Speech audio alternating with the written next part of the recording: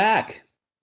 And we have Maike Luiken, Vice President and Chair of IEEE Member Geographic Activities, and we will hear that portion of the briefing. Again, this is very apropos to us because as the title said, it is about the regions and regional activities and member activities. So Maike, take it away. Well, thank you very much, and it's a great pleasure to be here, Ed. And I just would like to put everybody on notice. Ed said I could take as much time as I like. So if I'm going over, it's all Ed's fault, okay? Okay, so I'm taking a page here from Steve Melby's playbook, IEEE's core mission, and try to start out from here, to foster technological innovation excellence for the benefit of humanity.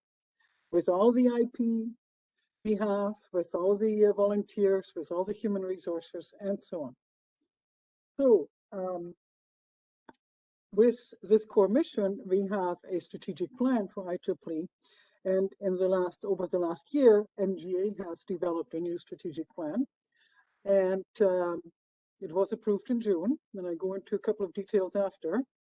But right now, what you're seeing is you are the very first group who sees the graphic representation of the new MGA strat plan. I will go over some of the details on the next slides because this is a little bit of an eye chart.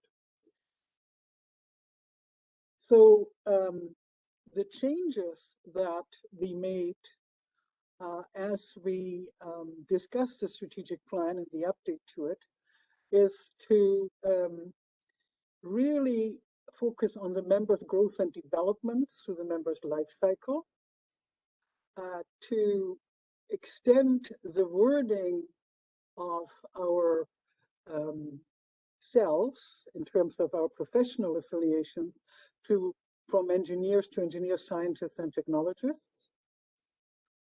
We also extended the invitation or the support to serve communities globally. So employ technologies to serve communities globally and invite external individuals, organizations, and industry to engage with IEEE for the benefit of humanity. So the scope is a little bit broadened from the previous version of the MGA strategic plan. Another item that is new is that the volunteer engagement has been emphasized and pulled out separately as a key component of IEEE's success. Steve was already talking about diversity, equity, and inclusion. In the IEEE, in the MGA strat plan, it is called promote diversity and inclusion. So maybe one of these days we have to update this and include equity in this phrase. So it is part of our strategic plan to really promote diversity, equity, and inclusion, strengthen the relevance of IEEE to industry, encourage non-member participation and collaboration, and on the operational side to make access to IEEE resources easier for the members and prospective members by providing a simple, consistent, personalized interface. That's a pretty tall order. We don't have that done yet, but we are working on it. So that is the update to the strat plan. I'd like to now look at IEEE as the MGA ecosystem, and just to show you a few numbers that you might not be aware of. So yes, we are around 400,000 members. Over 50% of our members are society members. We operate in 160 countries. You know, we have 10 regions, 10 divisions, 39 societies, 7 technical councils. In the order of 342 sections, this might be more now. This was January 21. I think we might have approved 1 or 2 more sections in June, or subsections at least in Region 10. We have over 2,500 chapters and over 700 affinity groups. And now come the really big numbers, and that is about 3,500 student branches and close to 3,000 student branch chapters in affinity groups. So in total, we are more than 10,000 OUs, almost 11,000 at this stage. From these groups, we have about 22,000 reported volunteers to the Office of Reporting. Now, that's not all the volunteers. If you have a section, you might be reporting 4 officers, but you might have 15 volunteers or 20 volunteers working in the section. So that's why I'm trying to say here that we have 22,000 reported volunteers, plus all the local volunteers in these more than 10,000 OUs. Hence, the key to success for IEEE are those volunteers who are the main drivers of member engagement.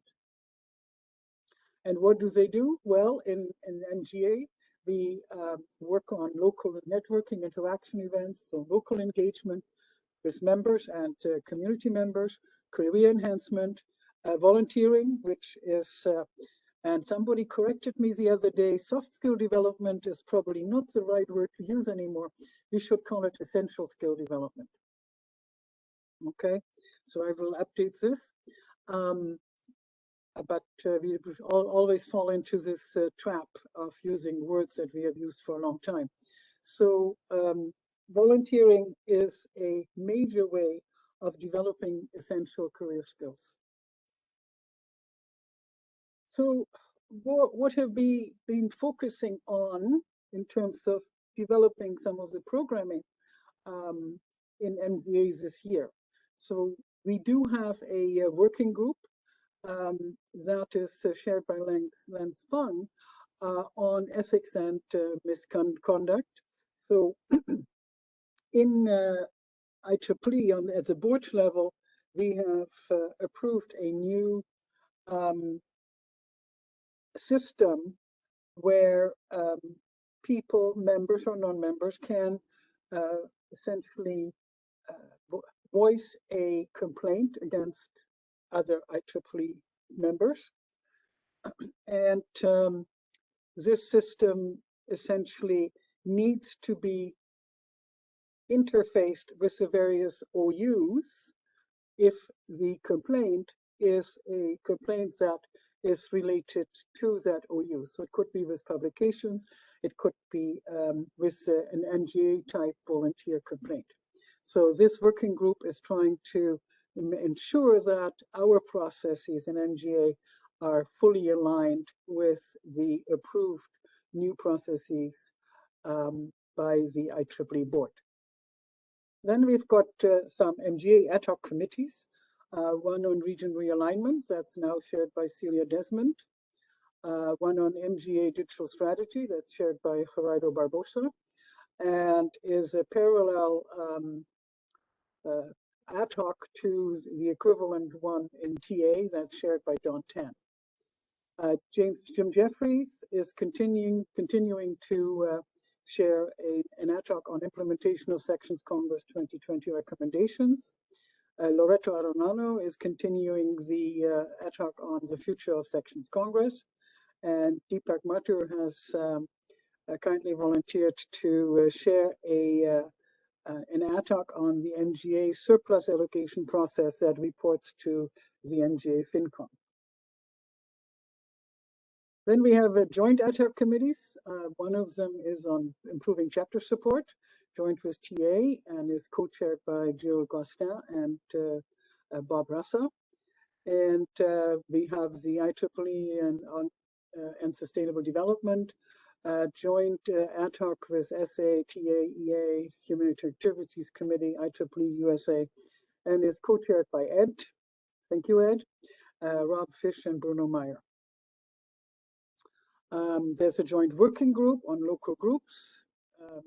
It's essentially led by Kostas Stasopoulos, John Verbonker from TA, Roger Fuji, the TA VP, and myself. And on behalf of the IEEE Board of Directors, I'm sharing the Members and Dues Committee. So those are kind of the main activities in terms of committees that are going on. In terms of focus areas, Of course, there is the pivoting and adapting to the challenge due to the pandemic, and also post-pandemic, because I think a big opportunity is here for us to look at what we have learned during the pandemic and how we can take those learnings and operationalize them in the future for the benefit of our organization and members. I'm not sure whether you heard regarding Sections Congress. The Sections Congress 2023 has been approved for August in Ottawa, Canada. We, of course, finished the 2021 Sections Congress, and that's now complete. I'll have a few more words to say about that.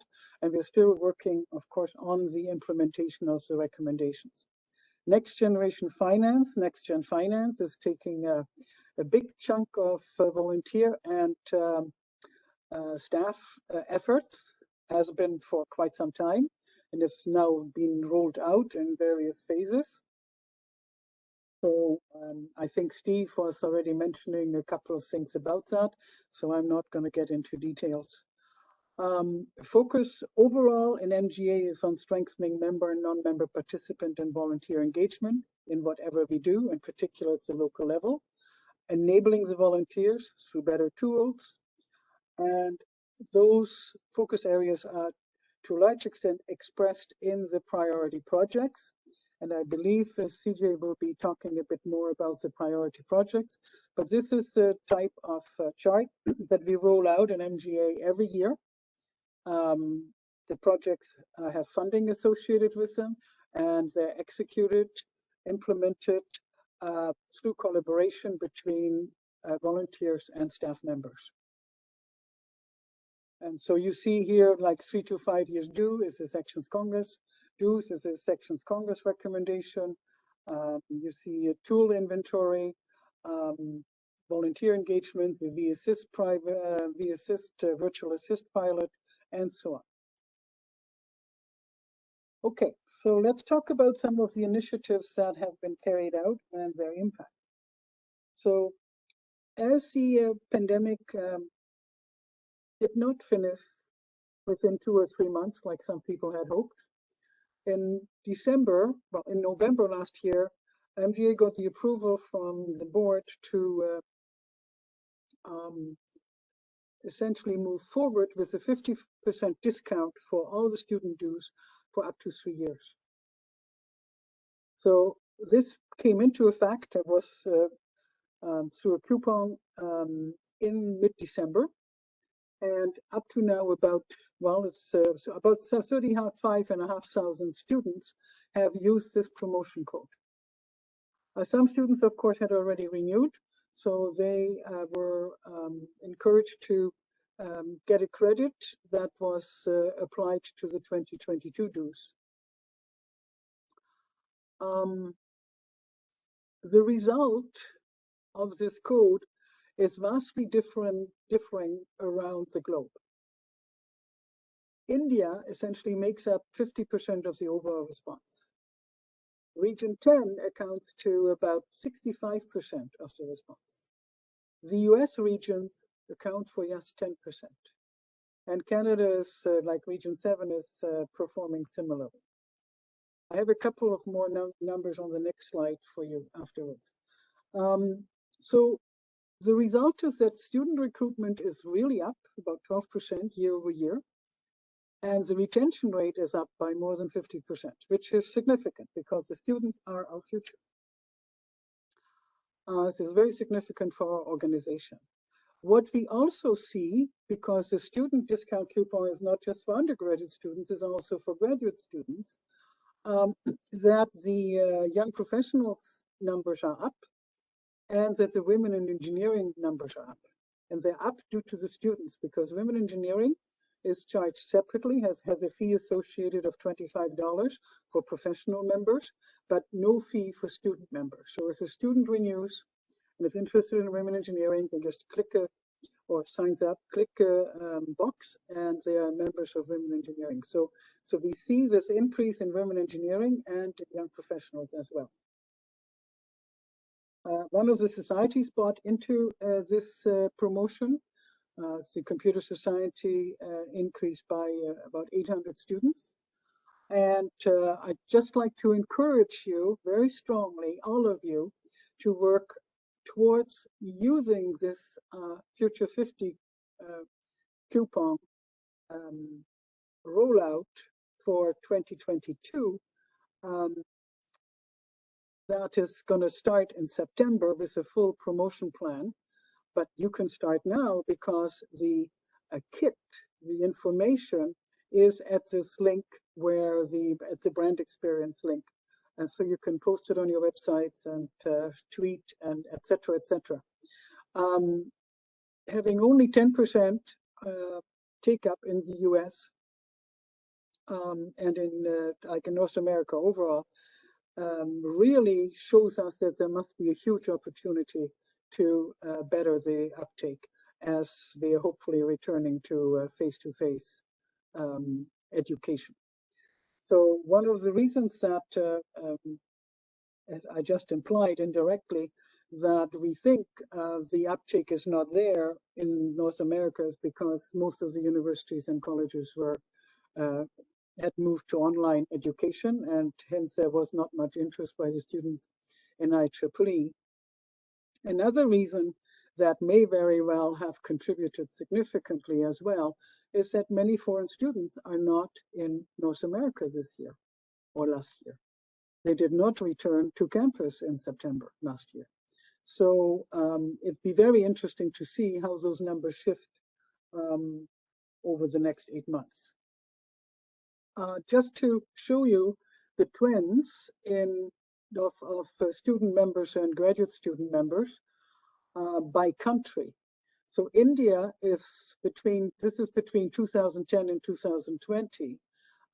Not actually, like, I'm not sure how much the impact of the pandemic is here, but it's certainly there because, to a certain extent, because it goes to December 31st, 2020, the data. But I'm not sure how much, what exactly the trend was before 2020. But overall, India is up about 10% and the US is down 31%. China is up largely. Canada is down 11.8%, so we're roughly 12%. And all the other major countries are all up, the countries with the most membership.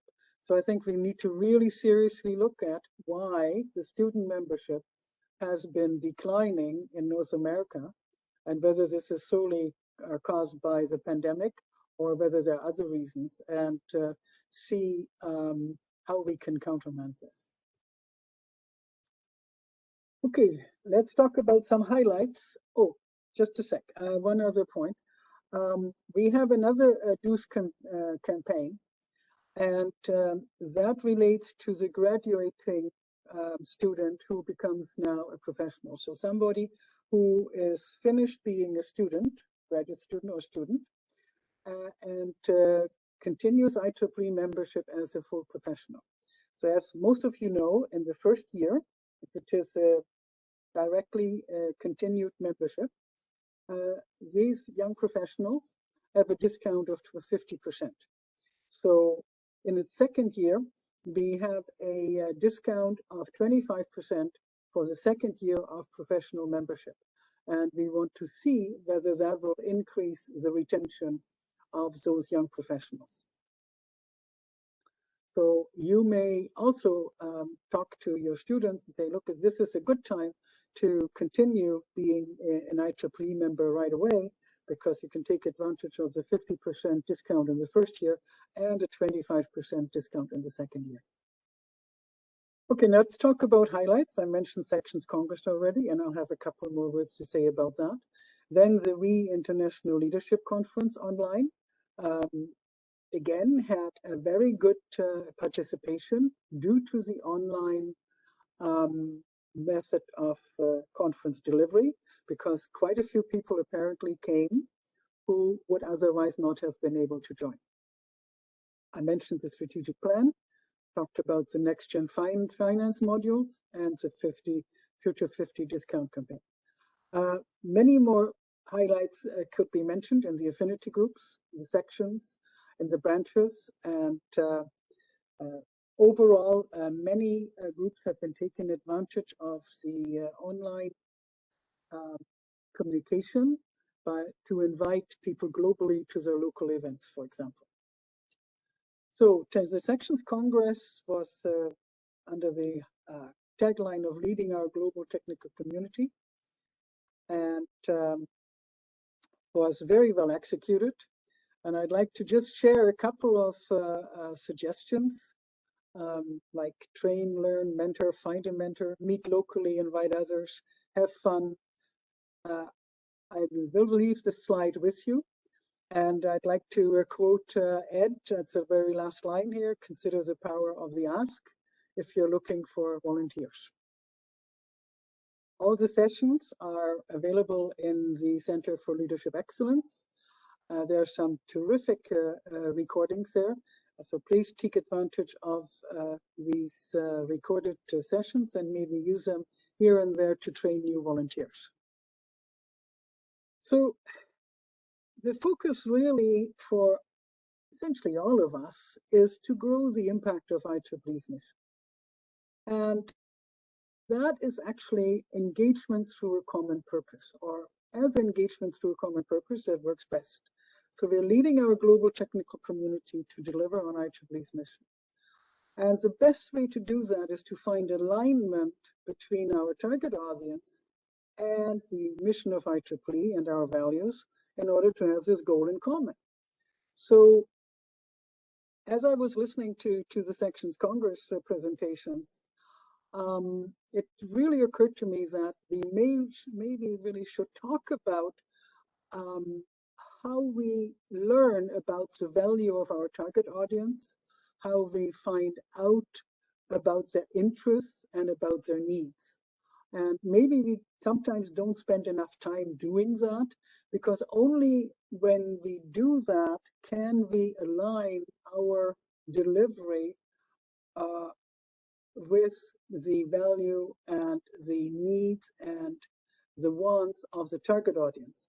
And if we cannot find an alignment between IEEE's mission and core values with that target audience, then maybe that is not our target audience. I think we really need to understand our audience. We need to be aware what the greater good is that we're trying to achieve between us and the target audience, and understand the regional, global, and local trends that are the larger context. And so that way we can grow our target audience and grow IEEE's impact. Of course, that means that we have to know what all these megatrends are and what our context is and the challenges and opportunities. So we're all aware of the COVID-19 pandemic. IEEE itself faces other changes, and that is open access publishing and changes in conferences. Then we have global trends associated with ICT, the cyber infrastructure, threats, data governance, the digital divide. There are other disruptive technologies coming around, every once in a while, and change things greatly for us. And then there is a challenge of sustainable development. We see it, we see climate change, severe weather. We have the big challenge of achieving decarbonization, net zero carbon emissions by 2050. Around the world, the access to resources varies phenomenally for electricity, water, healthcare, education, general resources. The UN has postulated sustainable development goals to be achieved by 2030 to address some of these, or most of these differing levels of access to resources, expressed as to end poverty, protect the planet, and ensure prosperity for all. And why do I bring this up? Well, most of these sustainable development goals require ICT. Chief in the middle is number 7, affordable and clean energy. That is IEEE's wheelhouse. So IEEE developed IP. IEEE and its members developed IP and knowledge. Essentially, is essential for just about every single one of these sustainable development goals. So what is the role then of IEEE and its members? I think very firmly believe that applying our knowledge, projecting our voice, and building our envisioned future, that is our role for each individual and as an organization. So I'd like to share a call to action for us to make a difference that counts for humanity, for our community, for your family and friends, for IEEE and yourself.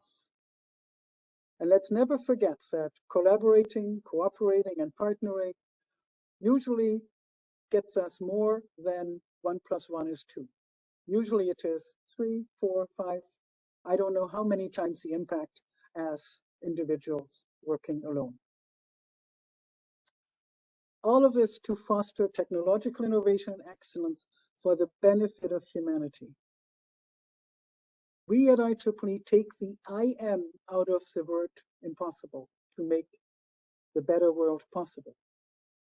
So I'm calling on you to lead the way because it's our mission and our future, and because together we can and will build a brighter future for all.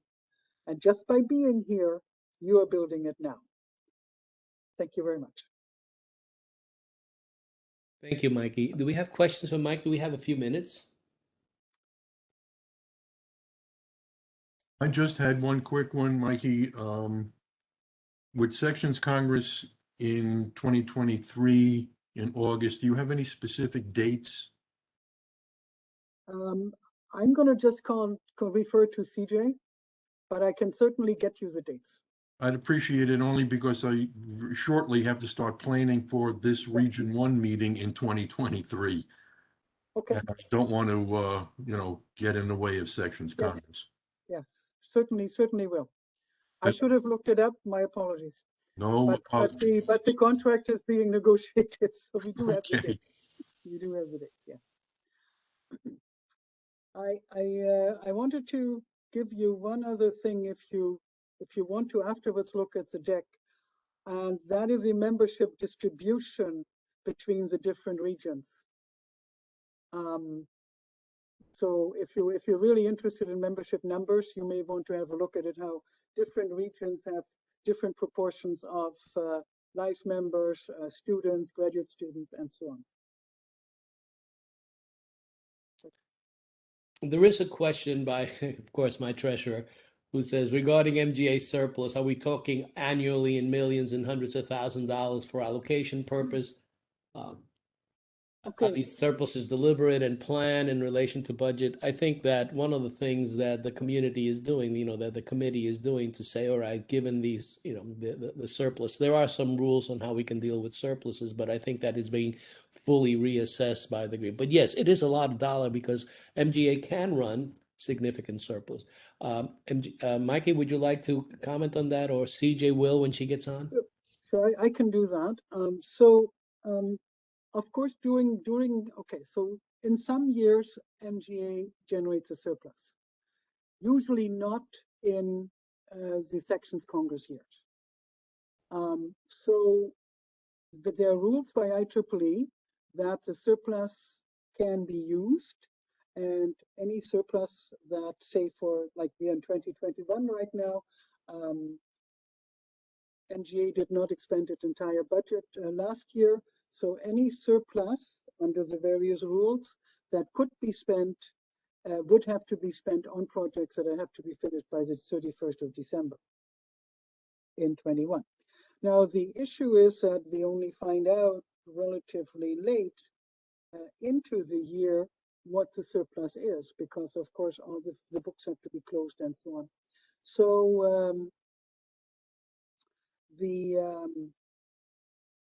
what we would like to do is come up with a process internal to MGA within the rules that IEEE sets for the handling of surplus, so we can allocate surplus dollars very quickly and determine for what type of project the surplus would potentially be used.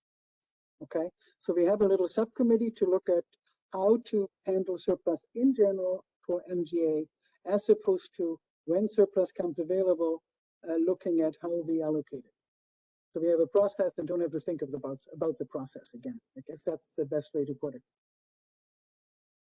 Okay. So with that, I'll move on to the, we're back on. So Ed, I have a comment and a question, if you permit me short. Sure. Yeah, this is Irfan Latif, New Jersey Coast section. Mikey, great presentation. And I think you alluded to a point that we need to address the pain points of the audience, our target audience. And unless we bring on the student membership into focus, our general IEEE membership won't grow, because that's where it is. And looking at the student membership challenges, I think we are kind of working on the wrong end of the problem. Students mostly graduating who are looking for jobs. And I think I'm just preaching to the choir. What I think the initiative should do is work with the industry and bring industries into the IEEE fold, who can sponsor and pick up these member students as they graduate. And if that happens year over year, you can publish a number that we have placed 50% of our IEEE student members into the industry. That will be a great motivator for the new students coming in to join IEEE. That's I think is one of the things we could be looking for. So now my question is IEEE MGA looking into actively bringing in industry focus and industry members in, who can mentor and take on our student members in opening level jobs? So I have seen it happening at the local level, not as MGA or so. And I've seen it through what we call the STEP program, which has been around for a long time. And it's an event that gets some funding from the young professionals, where you bring together young professionals and students. And at the local level, I've seen many times industry to essentially have a career development event where industry folks talk to the students in small groups, after there might have been like a general talk on, how to start out in your new job, and to link these people together.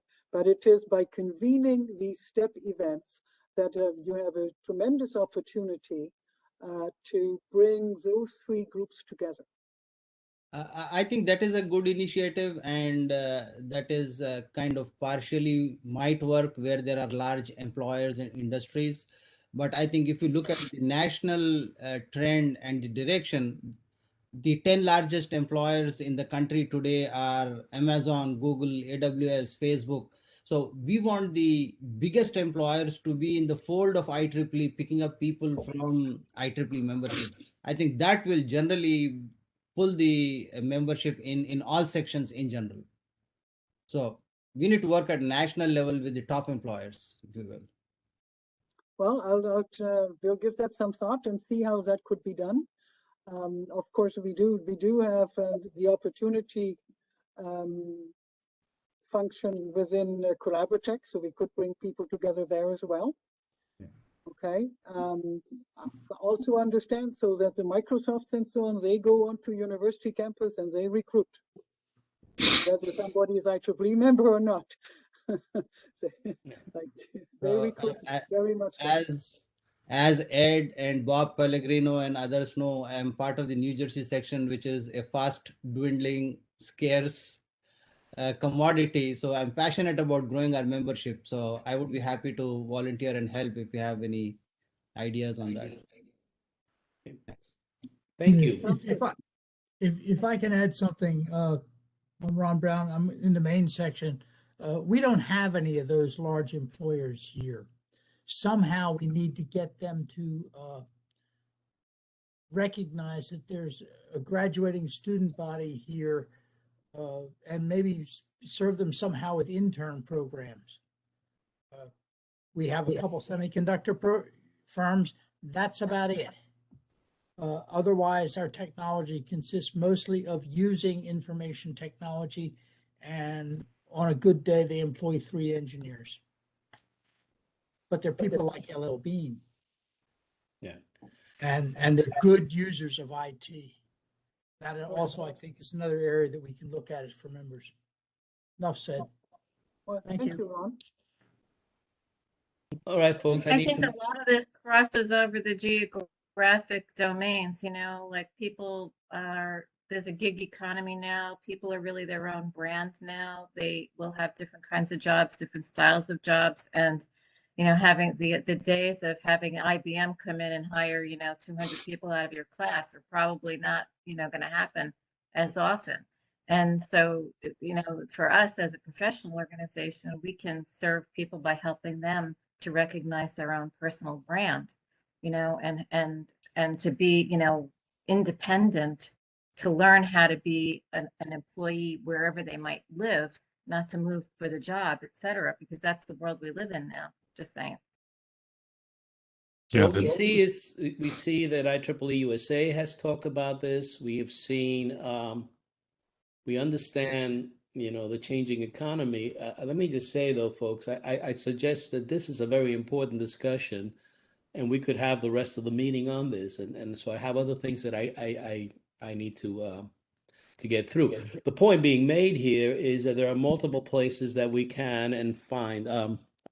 Student activities has its focus. IEEE USA has its focus. Member geographic activities has its focus. They're all trying to find what is the right thing to do within the domain of what we do, to be able to, well, serve the members and also attract and keep members, right? So this is a, you know, if you serve them, you keep them.